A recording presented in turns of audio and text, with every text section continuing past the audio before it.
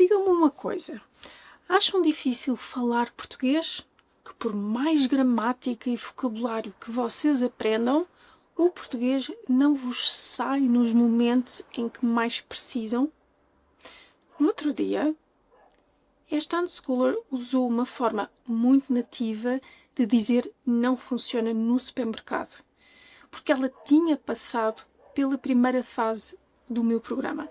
Mas acreditem ou não, hoje não vos vou falar do poder e importância da escuta para a fala. Uma ferramenta fundamental para vos pôr a falar em português mais rapidamente é nada mais, nada menos do que escrever.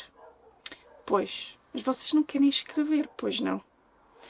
Hoje quem põe no papel, ou melhor, no ecrã, as vossas palavras é a inteligência artificial. Estou a falar do DeepL, por exemplo. Mas isso não pode ser. Eu sei que escrever numa língua que não é a nossa dá trabalho. É um bocadinho mais chato. Já o fiz em pelo menos 6 das 11 línguas que aprendi. Mas vocês têm a noção do potencial que a escrita tem para o vosso português? Hoje vamos falar sobre a importância da escrita para o vosso português e vou também compartilhar formas de usar a escrita para chegar mais depressa à fala em português. Não se preocupem que não vou sugerir que escrevam sobre as vossas últimas férias de verão. Na Language School não é bem assim que fazemos as coisas. Bom, a ver se vos convenço. Olá, sou a Catarina, a Portuguese polyglot, obsessed about languages and helping you here at the Language School better understand spoken Portuguese so that you can find your voice in this beautiful language. É claro, ninguém duvida que 99% de vocês não precisa de escrever. Tenho a certeza que a vossa prioridade é falar, é conversar, mas sabiam que a escrita é um grande trampolim para a fala? Eu explico. E explico com um exemplo. A minha unschooler Prati escreveu em português todos os dias por mais de 1 ano. Até com febre ela escreveu, vejam lá. Claro que quando ela começou a falar, o português dela era fantástico. E isto porquê? Como é que escrever ajuda a falar? Ora, escrever é um ato de output, assim como a fala, em que o tempo está sob nosso controle. Só para ficar claro, ler e ouvir são formas de input, enquanto que escrever e falar são formas de output. Falar costuma ser muito mais desafiante porque é na hora, é imediato. Temos pouco tempo para pensar. Para não falar no fato de termos de perceber o que a outra pessoa diz ao mesmo tempo. Mas eu prometi a mim própria que não ia falar da escuta hoje. Bom, já quando escrevemos, podemos levar o tempo que precisamos para procurar uma palavra, consultar como se conjuga um verbo, repensar a forma como dizemos alguma coisa. E ao fazermos este exercício, sentimos-nos muito mais preparados para depois falarmos sobre o mesmo tema que escrevemos. Claro que se for uma situação de diálogo, não é boa ideia agarrarmos-nos a um guião, porque a outra pessoa não sabe as falas dela. Mas ao menos já nos podemos preparar um bocadinho e ir para a situação com muito mais confiança. Não sei se perceberam que, para além de um nível de confiança acrescido com esta preparação para uma conversa, a escrita ajuda a fazer sentido da língua. Acham que a gramática é complicada? Acham que construir uma frase é missão impossível? Pois, não andam a escrever. No fundo, a escrita, enquanto forma de output, é crucial numa língua. É ao deitarmos cá para fora a língua que percebemos normalmente com a ajuda de um professor ou um amigo nativo, o que não estamos a processar bem.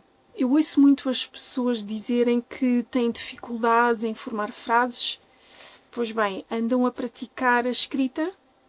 Se se sentirem completamente perdidos, deixo aqui umas dicas em como começar a escrever em português. Primeiro, Pensem numa frase que queiram ou precisem de dizer. Esta não é a forma ideal, já compartilho melhores, mas é um começo. Pode até ser uma coisa que acabaram de dizer à vossa mulher ou marido, por exemplo, tipo I'm waiting for you. Isto é, aliás, um ótimo começo por 3 razões. Primeiro, a frase partiu da vossa necessidade. Segundo, é só uma frase. Terceiro, é uma coisa que vocês querem dizer, ou seja, a escrita é só um disfarce. Não estou à espera de Shakespeare, ok? Uma vez decidido o que querem dizer, como passar à execução?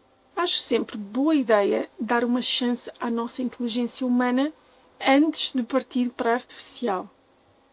Ou seja, tentem escrever sozinhos, a partir do vosso próprio cérebro. No máximo, usem sites e apps como o DeepL para procurar palavra por palavra.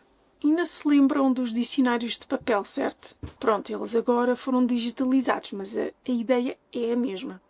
Também irão precisar de um recurso como a Infopédia ou o Reverso para conjugar os verbos.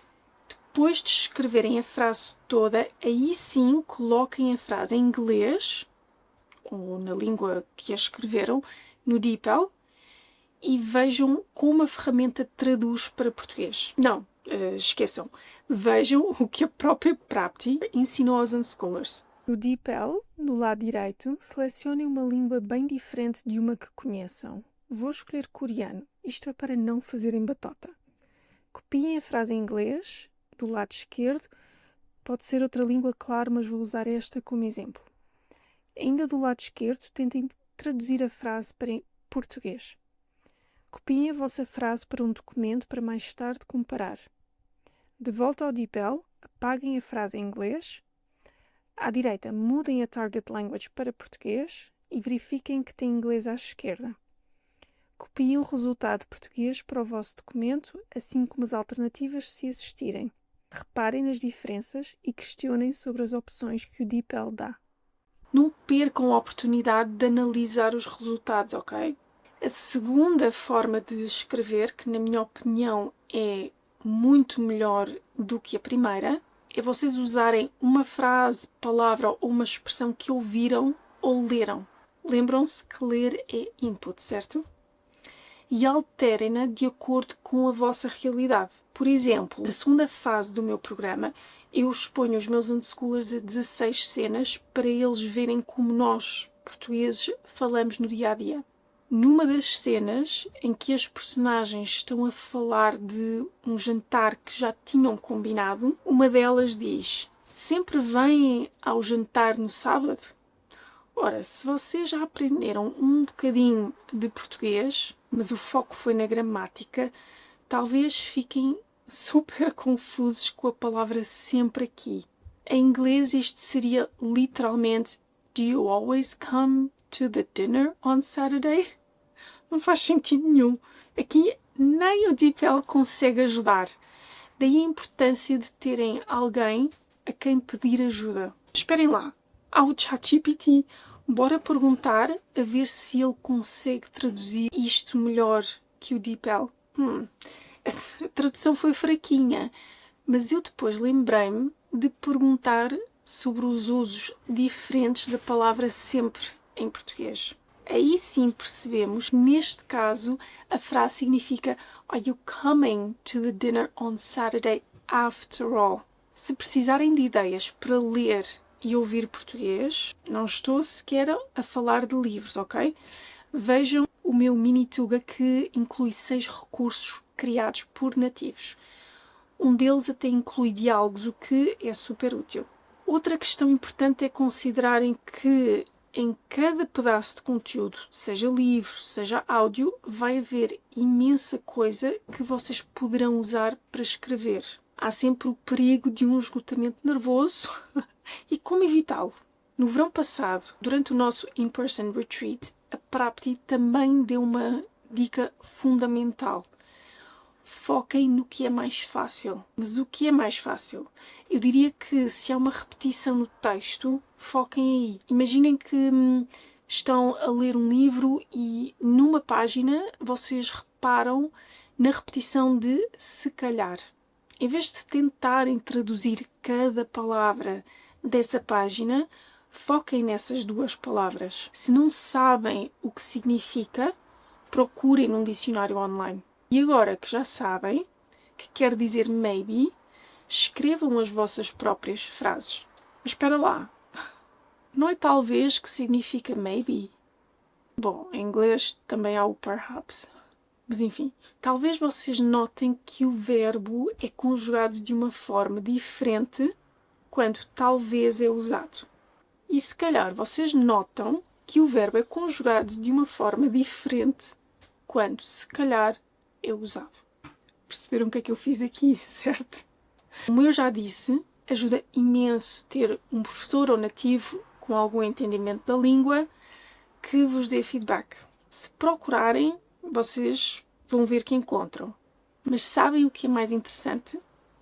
É que em vez de esconder a escrita por detrás de exercícios e testes, na Language Unschool os textos são postados na nossa comunidade e os unschoolers que fazem mais progresso na escrita e, consequentemente, na fala, leem os textos uns dos outros e o meu feedback também. São os chiques espertos, estes meus unschoolers. Bom, já vimos como decidir sobre o que escrever, ferramentas para o fazer, o valor de um nativo para esclarecer dúvidas e ter feedback, mas lá está, o que fazer com o feedback que recebemos. Se não me derem ouvidos ao feedback, mais vale nem começar a escrever. Nem se deem ao trabalho. Eu digo sempre aos meus unschoolers: número 1, tomem nota do erro e da versão correta. Número 2, reparem se já fizeram o mesmo erro muitas vezes. Depois de 10 vezes é hora de passar a outro erro, se faz favor. Número 3, comecem o próximo texto com a intenção de reutilizar esse erro, mas de forma correta, claro. A última coisa de que vos quero falar vai acelerar o processo e vocês vão escrever e começar a falar com mais precisão. E será que vão logo poder expressar as vossas ideias mais complexas sobre a vida e o mundo? Lamento, mas ainda não.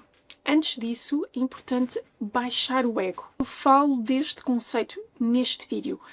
Uma coisa que me tem ajudado no meu húngaro é escrever de uma forma repetitiva. Se eu repetir no início de cada frase o final da anterior, isto vai ajudar-me a memorizar estruturas novas. Vou dar um exemplo. Imaginem que vocês andam com dificuldade em meter na cabeça que em português usa-se o artigo definido antes do possessivo. The my cat. O meu gato. Vamos focar nisso e escrever qualquer coisa como: o meu gato é preto e gordo. O meu gato é também muito preguiçoso. Porquê que o meu gato é preguiçoso? Porque o meu gato é igual a mim. Bom, em 4 frases usei o meu gato 4 vezes. O meu mini texto não será nomeado para o próximo Prémio Nobel da Literatura. Mas ajudou, não ajudou? Se precisarem de ideias para ler, porque sem input fica muito mais difícil ter output, relembro que tenho 6 sugestões de leitura e ou escuta no meu Minituga. Vejam um link na descrição. Mas também falo sobre o que ler e como ler neste vídeo. Espero sinceramente ter despertado o escritor, a escritora em vocês. Fico à espera de mini amostras, eu disse mini, ok? Das vossas frases aqui nos comentários, a vossa voz no papel, ok, ecrã, em português também é muito importante.